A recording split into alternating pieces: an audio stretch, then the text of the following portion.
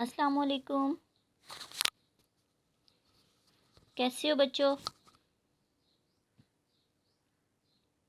प्यारे बच्चों, आज का जो हमारा वर्ड है वो है डाल। डाल के ऊपर एक छोटा सा तोय होता है।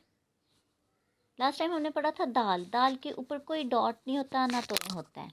अब आज जो हमने पढ़ना है वो है डाल। डाल के ऊपर एक छोटा सा तोय होता है, जिसके ऊपर छोटा सा तोय हो वो क्या होगा?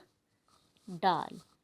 डाल से आज हमने देखना है कि कौन कौन से वर्ड स्टार्ट होते हैं। डाल, डुगडुगी, डाल, डबल रोटी, डाल, डॉक्टर, डाल, डाकिया, डाल, डिब्बा। अब हम इसको रिपीट करते हैं।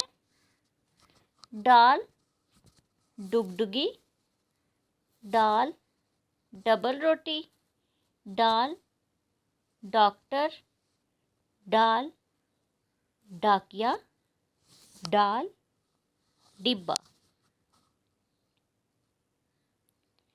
तो बच्चों, आज का हमने जो वर्ड पढ़ा है वो है डाल। ये आप लोगों ने अच्छे तरीके से इसको लर्न करना है। ओके, अल्लाह हाफिज़।